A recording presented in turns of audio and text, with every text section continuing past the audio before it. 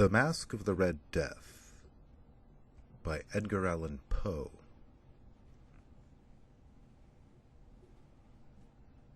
The Red Death had long devastated the country.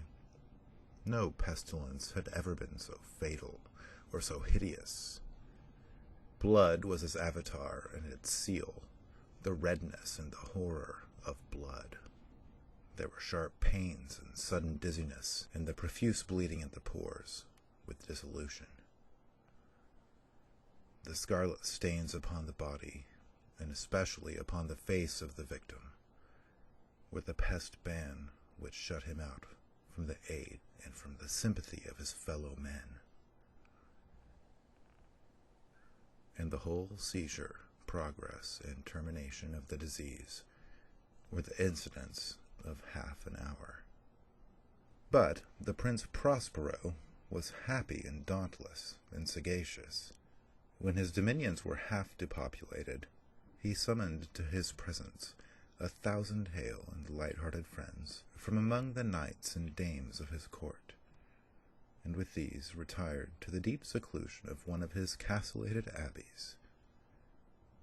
This was an extensive and magnificent structure, the creation of the prince's own eccentric yet august taste. A strong and lofty wall girdled it in. This wall had gates of iron. The courtiers, having entered, brought furnaces and massy hammers and welded the bolts. They resolved to leave means neither of ingress or egress to the sudden impulses of despair or of frenzy from within.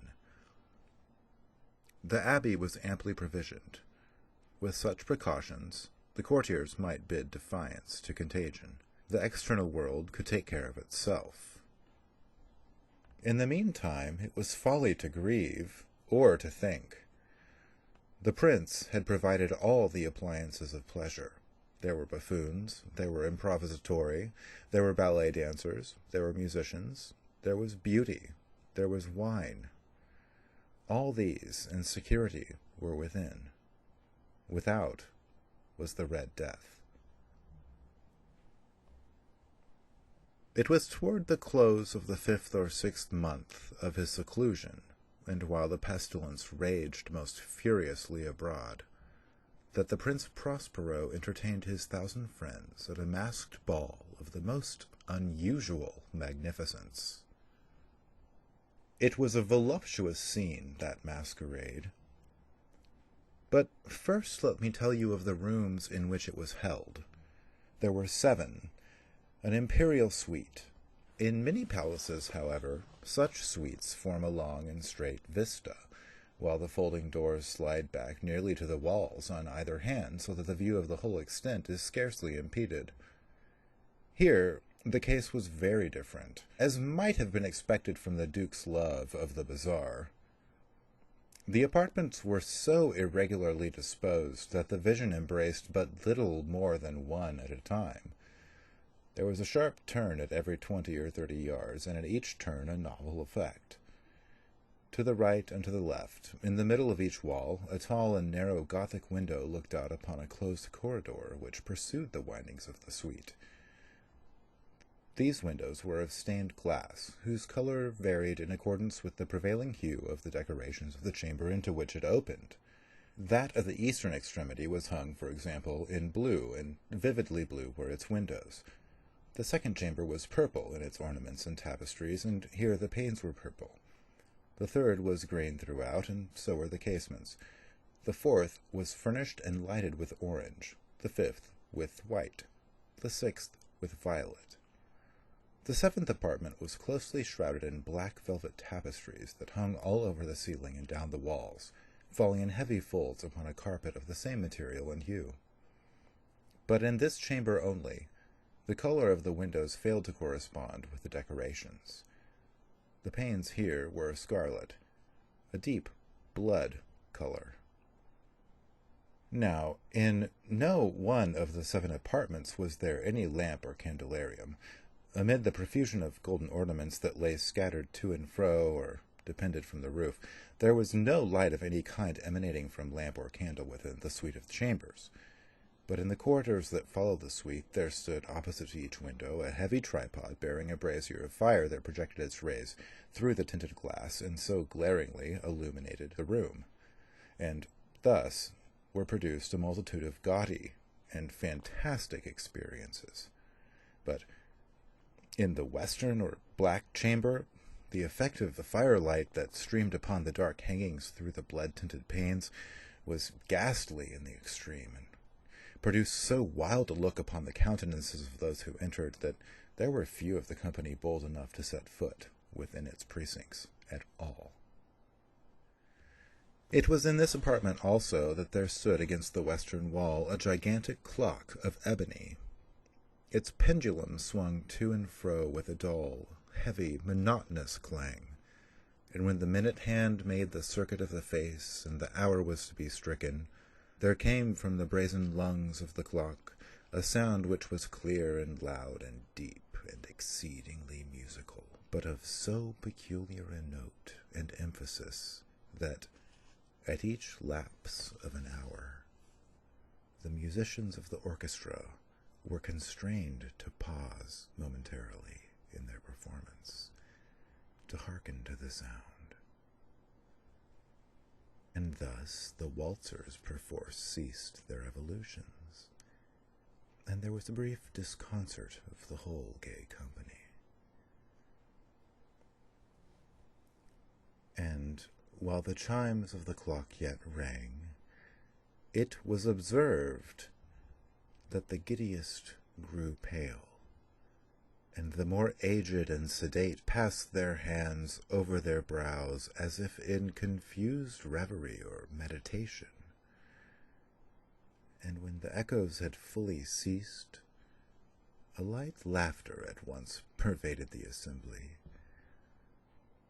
The musicians looked at each other, smiled, as if at their own nervousness and folly, and made whispering vows each to the other that the next chiming of the clock should produce in them no similar emotion.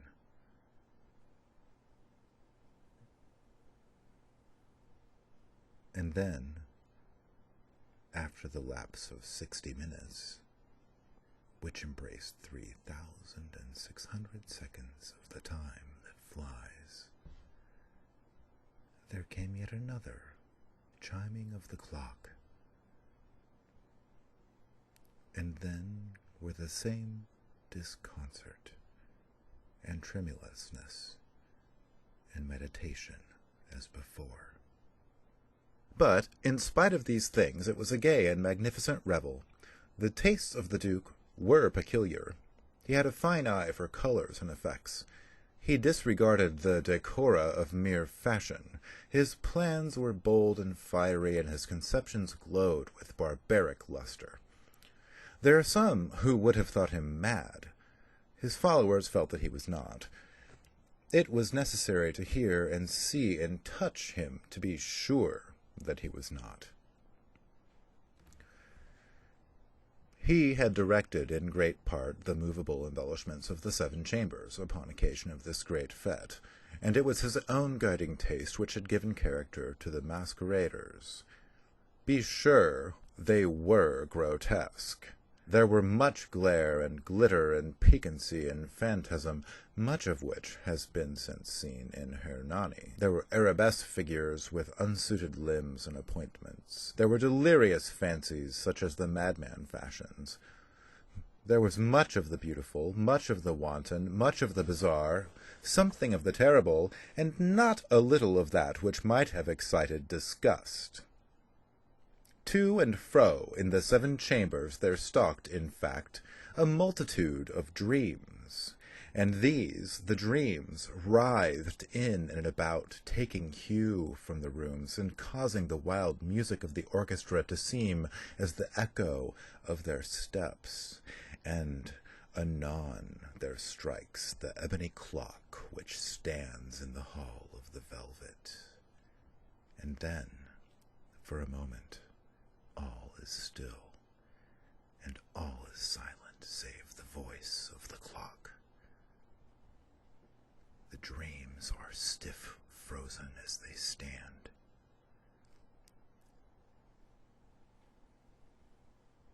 the echoes of the chime die away. They have endured but an instant, and a light, half-subdued laughter floats after them as they depart. And now, again, the music swells, and the dreams live and writhe to and fro more merrily than ever, taking hue from the many-tinted windows through which stream the rays from the tripods. But the chamber which lies most westwardly of the seven, there are now none of the maskers who venture. For the night is waning away, and there flows a ruddier light through the blood-colored panes, and the blackness of the sable drapery appalls, and him whose foot falls upon the sable carpet, there comes from near the clock of ebony a muffled peal more solemnly emphatic than any which reaches their ears who indulge in the more remote gaieties of the other apartments. But these other apartments were densely crowded, and in them beat feverishly the heart of life. And the revel went whirlingly on until at length there commenced the sound of midnight upon the clock. And then the music ceased, as I have told, and the evolutions of the waltzers were quieted, and there was an uneasy cessation of all things, as before. But now there were 12 strokes to be sounded by the bell of the clock, and thus it happened, perhaps, that more of thought crept, with more of time, into the meditations of the thoughtful among those who revelled. And thus, too, it happened, perhaps, that before the last echoes of the last chimes had utterly sunk into silence, there were many individuals in the crowd who had found leisure to become aware of the presence of a masked figure, which had arrested the attention of no single individual before. And the rumor of this new presence having spread itself whisperingly around, there arose at length from the whole company a buzz or murmur, expressive of disapprobation and surprise, and then finally of terror, horror, and disgust. In an assembly of phantasms such as I have painted, it may well be supposed that no ordinary appearance could have excited such sensation. In truth, the masquerade license of the night was nearly unlimited, but the figure in question had out-Heroded Herod, had gone beyond the bounds of even the prince's indefinite decorum. There are chords in the hearts of the most reckless which cannot be touched without emotion. Even with the utterly lost, to whom life and death are equally jest, there are matters of which no jest can be made. The whole company, indeed, seemed now deeply to feel that in the costume and bearing of the stranger neither wit nor propriety existed. The figure was tall and gaunt, and shrouded from head to foot in the habiliments of the grave. The mask which concealed the visage was made so nearly to resemble the countenance of a stiffened corpse that the closest scrutiny must have had difficulty in detecting the cheat. And yet all this might have been endured, if not approved, by the mad revellers around. But the mummer had gone so far as to assume the type of the Red Death. His vesture was dabbled in blood, and his broad brow, with all the features of the face, was besprinkled with the scarlet horror. When the eyes of Prince Prospero fell upon this spectral image, which, with a slow and solemn movement, as if more fully to sustain its rôle, stalked to and fro among the waltzers, he was seen to be convulsed, in the first moment with a strong shudder either of terror or distaste, but in the next his brow reddened with rage. "Who dares?" he demanded hoarsely of the courtiers who stood near him. "Who dares insult us with this blasphemous mockery? Seize him and unmask him, that we may know whom we have to hang at sunrise from the battlements." It was in the eastern or blue chamber in which stood the Prince Prospero as he uttered these words.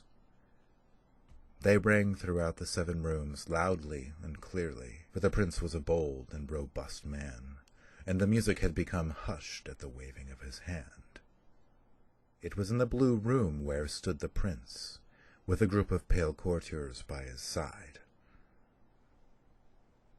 At first, as he spoke, there was a slight rushing movement of this group in the direction of the intruder, who at the moment was also near at hand, and now, with deliberate and stately step, made closer approach to the speaker.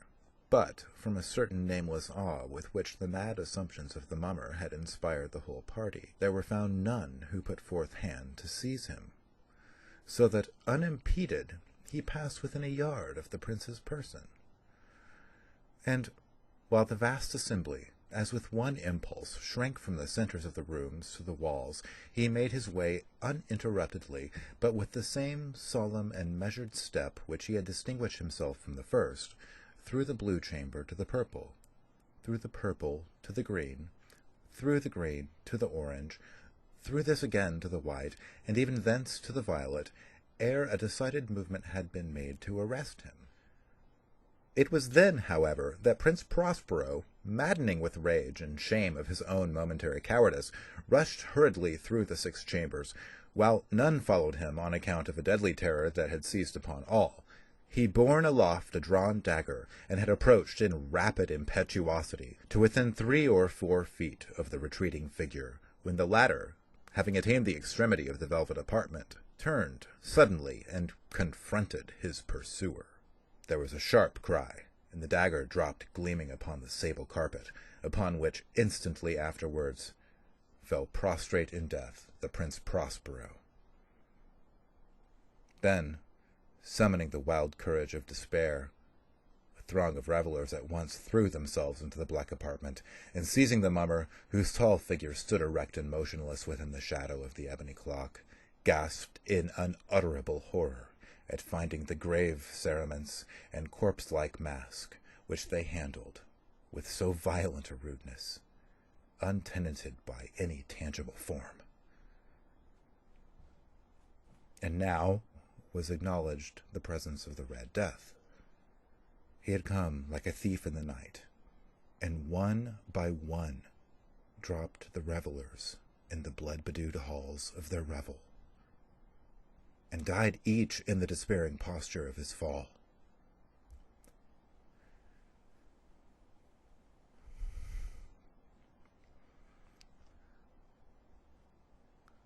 And the life of the ebony clock went out with that of the last of the gay, and the flames of the tripods expired, and darkness and decay, and the Red Death held illimitable dominion over all.